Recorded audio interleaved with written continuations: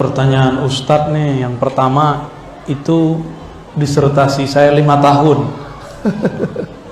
Ini sebenarnya disertasi saya, Pak. Maka bahasanya agak sedikit berat yang ini. Jadi kalau mau baca langsung ke bab 5. Ya. Kalau ini bisa dibaca siapa aja. Ini ada sanad. Ini sanad Aqidah Thahawiyah Imam Salafus Saleh. Apa yang saya maksud dengan ini? Teologi Muslim Puritan. Judul lengkapnya ada tambahannya, Teologi Muslim Puritan, Genealogi dan Ajaran Salafi. Jadi kalau ada orang bilang Ar-Razi ini bahas Wahabi, ngerti nggak dia Wahabi? Lah saya 3 tahun jadi mereka, ya. Terus penelitian saya 5 tahun tentang mereka.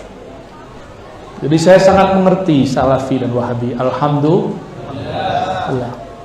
Lalu kelompok Salafi mengatakan ikut Allah dan Rasulnya. Saya cari-cari di kitab kata salaf itu untuk apa. Ternyata kata salaf di Quran itu bab riba. Bab riba. Jadi orang-orang yang punya masa lalu buat riba, Allah mengatakan baginya lah ma salaf, apa yang telah salaf. Apa arti salaf? Waktu yang berlalu. Berarti salaf di Quran artinya apa? Waktu yang berlalu, orang lama. Lalu yang kedua, ketemu di dalam hadis Nabi jika berziarah ke kubur, Nabi ini suka ziarah kubur. Gimana? Antum suka ziarah kubur? Salafi tidak suka ziarah kubur, sedangkan Nabi suka ziarah kubur. Bahkan Nabi ziarah malam hari. Horor gak? Horor. Sayyidatuna Aisyah mengatakan ketika malam hari aku kehilangan baginda Nabi Muhammad SAW. Aku kira ia datang ke rumah istri-istrinya yang lain. Ternyata ia sedang bermuhasabah di kubur, berziarah di kubur. Tengah malam. Gimana? Kuburiyun tak? Jelas itu Sahih Bukhari, Muslim, Abu Tirmizi, jelas hadisnya sahih. Tapi Nabi kan tidak sembah kubur. Tidak ada muslim yang sembah kubur. Jangan suudzon kepada muslim. Tidak ada satupun muslim yang menyembah kubur. Kalau dia menyembah kubur namanya musyrik. Nggak ada. Nih orang yang suka ziarah ini mukanya kuburiyun semua, ya. Tapi saya lihat tidak ada yang musyrik. Alhamdulillah. Alhamdulillah ala ihsani wa syukru lahu ala taufiqi wa imtinani wa asyhadu an la ilaha illallah ta'dhiman li sya'ni wa asyhadu anna Muhammadan abduhu wa rasuluhu ad-da'i ila ridwani sallallahu alaihi wa ala alihi wasallam. Ikhwatal iman rahimani wa rahimakumullah. Baru saja kita dengar dari ceramah apa ya? Ceramah kisah, ceramah dongeng dari si fulan ini.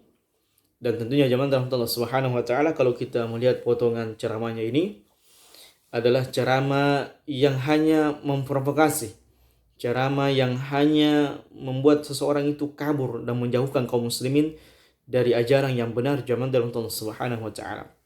Kalau kita melihat jamaah Allah, ceramah si fulan ini kadang suka nyentil-nyentil dakwah salafiyah yang dia gelar Wahabi. Saya tidak tahu jamaah Allah Subhanahu wa taala mengapa orang ini sering menyisipkan kalimat-kalimat merendahkan, menjatuhkan, bahkan menghina dakwah salafiyah yang mereka gelar Wahabi. Apakah memang dakwanya seperti ini? Dan kita harus mengetahui jamaah Allah, sering saya bahas di video-video yang kita sampaikan bahwasanya tidak ada satupun kelompok yang sangat membenci dakwah salafiyah, orang-orang yang sering menjatuhkan dakwah salafiyah, kecuali adalah orang-orang Syiah. Yang gelar Wahabi itu dari mereka untuk merendahkan, menghina, menjauhkan kaum muslimin dari dakwah sunnah, dakwah yang diajarkan oleh Nabi SAW. Sehingga orang yang suka menyisipkan bahasa-bahasa provokasi, bahasa merendahkan, menghina, mencaci, memaki, menjatuhkan kehormatan dakwah salafiyah dan ustaz-ustaz salafiyah, maka tentunya jemaah dalam Allah Subhanahu wa taala sangat susah kita berbaik sangka kepadanya. Apakah memang dia ini dai betul-betul ingin mengajak manusia kepada jalan Allah, atau memang dai ini ingin merusak dakwah salafiyah? dengan menjelek-jelekannya, menghinanya, mencacinya, memakinya, merendahkan dakwah salafiyah. Padahal kalau kita ingin lihat zaman Allah, semua dakwah salafiyah itu adalah dakwah mengajak Quran dan Sunnah. Jadi lihat zaman Allah, lihat potongan-potongan video atau durasi yang lengkap dari ustaz-ustaz salafiyah ketika mereka berdakwah, ketika mereka menyampaikan ceramah, maka semua ceramahnya itu mengajak kepada tauhid, mengajak kepada sunnah Nabi SAW. Yuk mentauhidkan Allah, tinggalkan syirik. Yuk menghidupkan sunnah dan tinggalkan bid'ah. Yuk taat kepada Allah dan tinggalkan maksiat. Maka semua dakwah salafiyah zaman Allah tidak pernah lepas dari Quran dan sunnah. Jadi kalau ada orang yang memojokkan, merendahkan, menghinakan, bahkan menjatuhkan kehormatan dakwah salafiyah, dia pertanyakan, ini orang maunya apa? Apakah memang orang ini memang seorang penceramah, seorang dai yang ingin mengajak kepada Allah Subhanahu wa taala dengan ajaran benar, atau dai ini ingin mengajak manusia kepada jurang neraka jahanam Allah Subhanahu wa taala? Maka tentunya zaman Allah Subhanahu wa taala, kalau kita ingin melihat ceramah-ceramah sefulan ini bukan 1-2 kali. Dia suka merendahkan, menghina, menyudutkan dakwah salafiyah, tapi berkali-kali dalam dakwanya. Ya, dan selalu berbangga. Dan ini juga zaman Allah Subhanahu wa taala. Kita melihat si fulan ini salah satu trik lamanya, ya sejak dahulu, sejak dia terkenal di YouTube atau di media sosial yang lainnya, untuk menaikkan pamornya, mungkin menaikkan pamornya. Jadi dia mengatakan si fulan ini atau Ustaz Malik ini menaikkan popularitasnya dengan menjatuhkan kehormatan si fulan ini. Tidak, zaman Allah. Justru si fulan ini kita melihat untuk mendongkrak dakwahnya agar bisa terkenal, agar bisa bertambah populer lagi, ya selalu itu yang dibahas, dakwah salafiyah seperti ini, dakwah salafiyah seperti ini. Nah, ini kalau pengakuan dia zaman Allah Subhanahu wa taala, dia selalu mengatakan, saya ini mantan salafi. Saya pernah bersama dengan mereka 3 tahun. Ya, saya pernah bersama dengan mereka 3 tahun dan saya tahu persis apa yang mereka dakwakan. Na'udzubillahi min dzalik. Jadi kalau kita ingin melihat dakwah salafiyah, dakwah Quran dan Sunnah, ya, berbangga kalau pernah di dakwah salafiyah, kemudian keluar dari dakwah salafiyah, kemudian belajar hampir masuk Syiah, hampir masuk firqah ini, firqah itu, pernah firqah ini, firqah itu, ya dia jadi dai lintas ajaran. Jadi kalau bisa kita katakan orang ini adalah dai lintas ajaran. Semuanya pernah dilakoni, semua pernah dimasuki.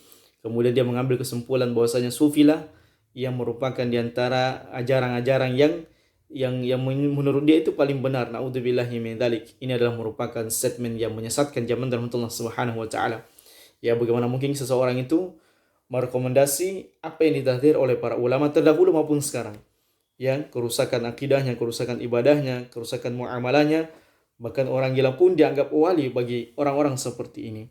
Maka tentunya zaman Allah Subhanahu wa taala, ketika kita melihat si dai ini berceramah, menyampaikan dakwanya, ya maka dia selalu berbangga dengan saya mantan salafi wahabi, saya begini, saya begitu. Bahkan tesis saya itu yang dia buat di bukunya tadi itu, ya 5 tahun katanya dia meneliti dakwah salafiyah. Na'udzubillahi min dzalik. Anda masuk dakwah salafi, maka itu adalah keberkahan bagi Anda, karena Anda mengikuti sunnah Nabi SAW dalam beragama. Dan kalaupun Anda keluar, maka tidak ada yang memudaratkan agama Allah Subhanahu wa taala. Tidak ada yang memudaratkan dakwah salafiyah. Dakwah salafiyah akan tetap berjalan. Ya, meskipun zaman Allah, andaikan semuanya orang itu ya berjalan di atas firqah yang sesat, dan sedikit sekali orang yang mengikuti dakwah salafiyah, maka sama sekali tidak memudaratkan agama Allah Subhanahu wa taala. Jadi ahli sunnah itu, ya, wa in kunta wahdak, walaupun engkau sendiri berjalan di atas akidah manhaj yang benar, engkau berjalan di atas akidah dan manhaj yang diajarkan oleh Nabi SAW, tidak memudaratkan bagi seseorang itu ketika banyak firqah, banyak manusia yang terjatuh dalam firqah yang sesat, tidak memudaratkan zaman dalam Allah Subhanahu wa taala. Maka ini adalah merupakan kemuliaan, keberkahan. Sesungguhnya takaran agama di atas kebenaran itu tidak dilihat banyaknya orang. Ya, tidak berbangganya orang, saya mantan salafi, saya mantan ini, saya mantan itu, saya keluar dari ini, saya keluar dari itu, saya tahu persis dan saya tahu persis seperti itu.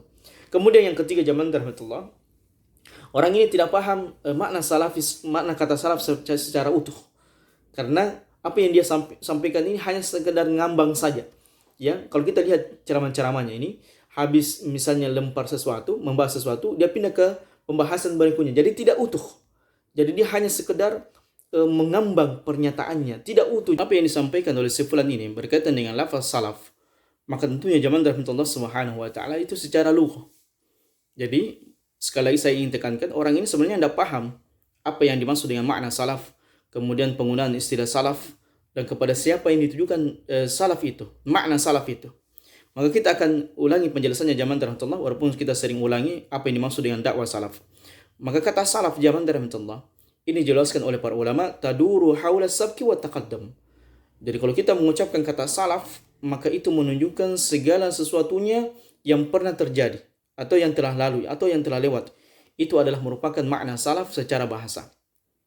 Dan berkata Ibnu Manthur di dalam menjelaskan kata salaf ini, beliau mengatakan, adapun yang dimaksud dengan salaf adalah sesuatu yang telah lalu. Jadi kalau disebutkan as-salif al-mutaqaddim, was-salaf was-salif was-salaf al-jama'atu al-mutaqaddimuna, wa qawluhu azza wa jalla fil ayah min surati Zukhruf faja'alnahum salafan wa mathalan lil akhirin. Yaitu ketika seseorang itu mengatakan dia salif, maka dia adalah orang yang telah lalu. Wal al-mutaqaddim, orang yang telah lampau. Was-salaf was-salif was-salafa, ini di antara makna-makna yang ada berkaitan dengan makna salaf adalah kelompok manusia yang telah lalu. Itu makna salaf zaman rahmatullah secara bahasa. Artinya yang telah lewat, yang telah berlalu, maka itu adalah menunjukkan makna salaf. Sebagaimana Allah Subhanahu wa taala berfirman, "Faja'alnahum salafan wa mathalan lil akhirin." Dan kami jadikan mereka itu, yaitu orang-orang yang terdahulu salaf, sebagai mathalan, permisalahan bagi orang lainnya, bagi yang lainnya. Contoh yang lainnya, teladan yang lainnya. Itu adalah merupakan di antara makna salaf yang dijelaskan oleh Allah Subhanahu wa taala dalam firman-Nya. Dan kata-kata salaf di dalam Qur'anul Karim, Allah Subhanahu wa taala menyebutkannya di dalam beberapa ayat. Di antaranya zaman rahmatullah Subhanahu wa taala yang Allah Subhanahu wa taala sebutkan dalam surah Al-Baqarah ayat yang ke-275. Faman ja'ahu mau'izatun min rabbih fantaha falahu ma salaf. Ini berkaitan dengan riba, yang dimana si fulan ini, si dai ini hanya mengatakan bahwasanya kata salaf itu saya tidak dapatkan kecuali di dalam ayat ini. Padahal dia berbohong zaman rahmatullah. Dia dusta, berarti dia tidak membaca Al-Qur'anul Karim secara utuh. Di mana kata salaf di dalam Al-Qur'anul Karim itu Allah Subhanahu wa taala sebutkan di dalam beberapa ayat. Di antaranya ayat ini dalam surah Al-Baqarah ayat yang ke-275. Faman ja'ahu mau'izatun min rabbih. Maka siapa saja yang telah datang kepadanya peringatan dari Rabb-Nya, fantaha falahu ma salaf. Maka hendaknya dia berhenti untuk mempraktikkan dan memakan harta riba. Falahu ma salaf, dan apa yang telah ia lewati, apa yang telah dia lampaui berkaitan dengan dosa riba tersebut, maka itu adalah bagi untuknya. Kemudian zaman Allah Subhanahu wa taala, kata salaf juga Allah Subhanahu wa taala sebutkan dalam surah An-Nisa ayat yang ke-22. Wala tankihu ma nakaha aba'ukum minan nisa'i illa ma qad salaf. Dan janganlah kalian wahai para anak itu menikahi wanita-wanita yang telah dinikahi oleh bapak-bapak kalian kecuali hal itu pernah telah dilakukan. Artinya perbuatan itu yang dahulu adalah perbuatan yang tidak dicintai oleh Allah Subhanahu wa taala. Tidak diridhoi dalam syariat Allah Subhanahu wa taala untuk kita menikahi ibu-ibu yang telah melahirkan kita. Karena itu adalah merupakan di antara amalan orang-orang Arab jahiliyah terdahulu. Kemudian firman Allah Subhanahu wa taala dalam surah An-Nisa juga, wa an tajma'u bainal ukhtaini illa ma qad salaf. Yaitu menikahi seorang wanita dan saudaranya dan saudarinya. Ini juga terlarang dalam syariat Allah Subhanahu wa taala, yaitu menikahi dua wanita yang dimana dua wanita ini apakah kakak adik atau adik kakak. Ya, mereka masih saudara kandung. Maka dalam syariat Allah Subhanahu wa taala menikahi, mengumpulkan dua wanita yang masih saudara kandung, maka ini adalah merupakan di antara larangan wanita yang dinikahi oleh Allah Subhanahu wa ta'ala. Kemudian juga dalam surah Al-Maidah ayat yang ke-95, afallahu amma salaf wa man a'ada falyantaqimullahu minhu. Afallahu amma salaf, maka Allah Subhanahu wa ta'ala memaafkan dosa-dosa yang telah lalu. Wa man a'ada falyantaqimullahu min, dan siapa yang kembali melakukan dosa, maka Allah Subhanahu wa ta'ala akan mengazabnya.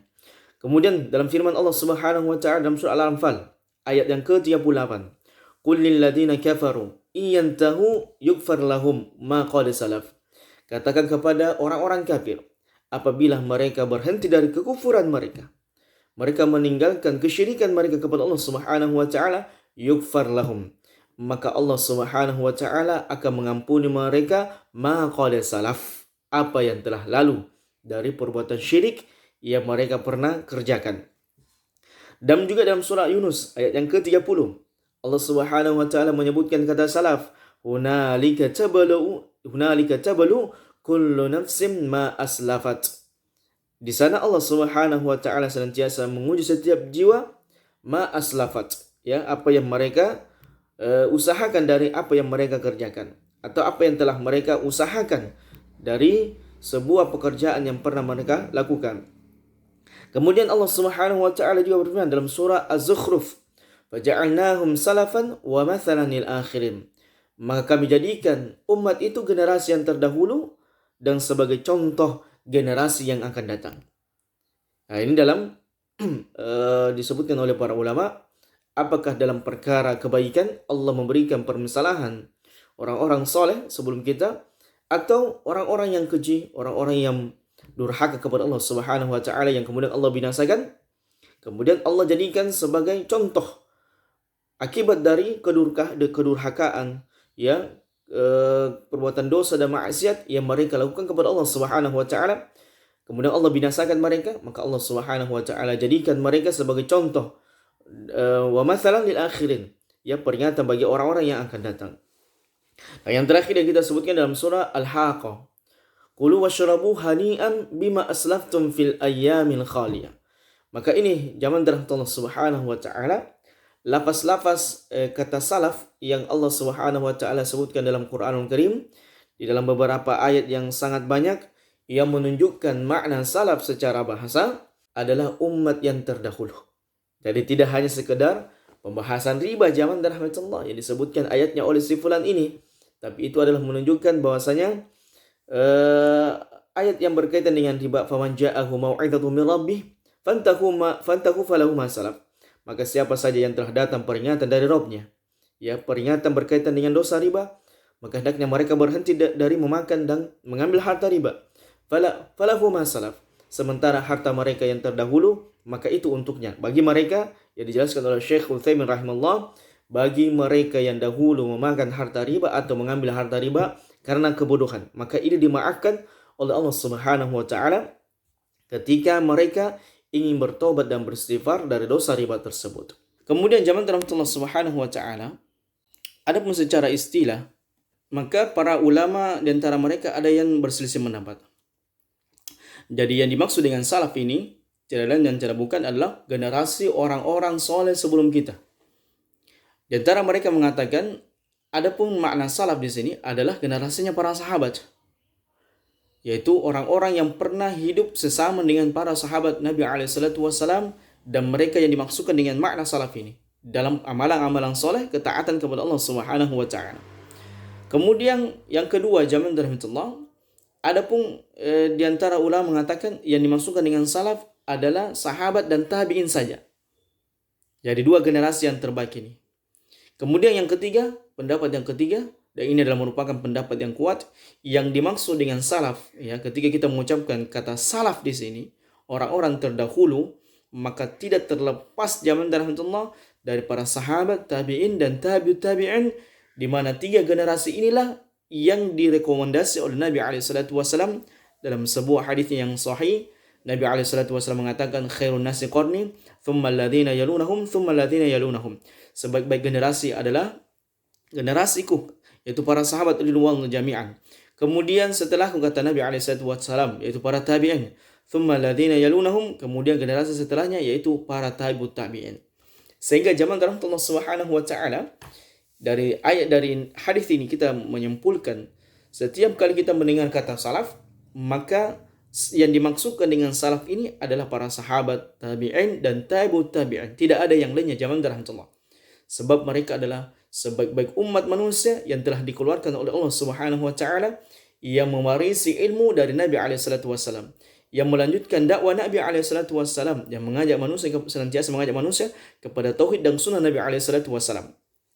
Jadi kalau ada orang yang rancuh menjelaskan dan memahami makna salaf, maka ini adalah merupakan otak rusak dari dia sendiri.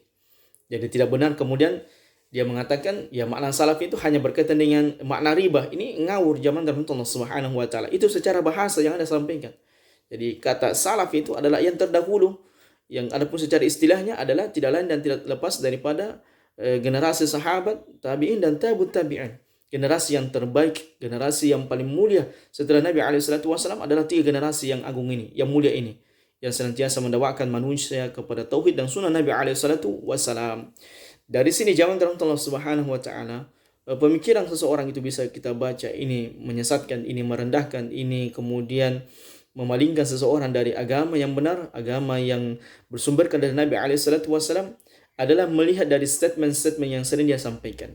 Apakah yang dia sampaikan ini betul-betul ingin menjauhkan kaum muslim dari sunnah Nabi SAW, ataukah statement orang ini hanya ingin merendahkan dakwah-dakwah salafiyah yang zaman dalam Allah ujung-ujungnya ya boleh jadi di antara kelompok-kelompok sempalan yang membenci dakwah sunnah, kelompok-kelompok sempalan yang membenci dakwah yang diajarkan oleh Nabi SAW. Maka tentunya zaman dalam Allah Subhanahu wa taala kita mewaspadai manusia yang senantiasa mengajak manusia untuk menyimpang dari ajaran yang benar, ajaran yang diajarkan oleh Nabi SAW. Sebagaimana makna-makna salaf ini sering dipelintirkan oleh si fulan, dan kadang dia mengambang, tidak jelas apa yang dia inginkan dari bahasanya, yaitu tidak lain dan tidak bukan zaman Allah kalau kita ingin lihat adalah menyudutkan dan merendahkan dakwah salaf itu sendiri.